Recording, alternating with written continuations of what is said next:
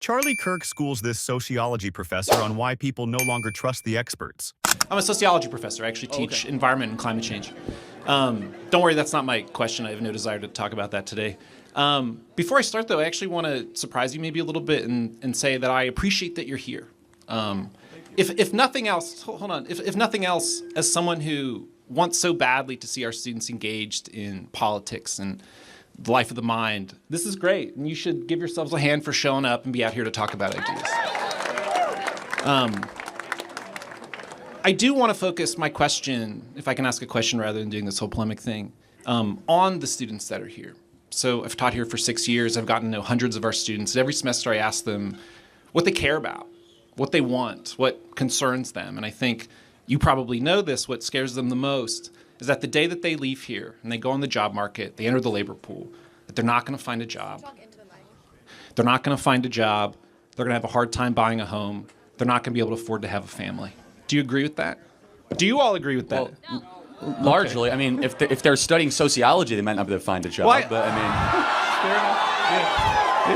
You're kind of proving that college is not really a good use of time. So for what it's if worth, the students Charlie, you're talking to can't find jobs, why are they learning from you? Sorry, for what it's worth, Charlie, I mostly don't teach sociology students. I mostly teach students from across campus who are interested in things like the environment and climate change. I teach very few sociology students. There's actually a lot of environmental science, engineering, even finance, more so, accounting. Yeah. A lot of people with the kinds of degrees that you think are very valuable. Anyway, they remain concerned. What I would love to hear from you, genuinely, is what you believe the Trump administration has done in these first 4 months that is making the economic futures of these young people better. Yeah, I mean, look, he's been in office for 80 days, but quite a lot. Number one, the price of oil is already down, so it's easier for everyone here to be able to drive home. The gas is going to be cheaper, which also will lower inflation. Number two, a tax bill will hopefully passed, which is no tax on tips, no tax on overtime, largest middle-class tax cut in history. Yeah. So everyone here that's going to have a job where overtime is incorporated, they'll be able to keep more of their money. Number three, we're opening up federal lands to build more homes, which is a great thing because home ownership is way inaccessible for a lot of people in this audience.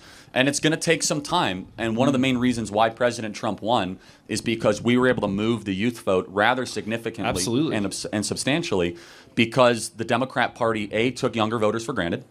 I think we can agree on that. Absolutely. And B, they did not have an optimistic, hopeful agenda for home ownership, for getting married and having children in this country. So I would like to see the Trump administration go even further and make it so that every young person in this country can have accessibility to be able to own a home. I think they should prohibit major funds like BlackRock from buying up private family homes so that we have to compete against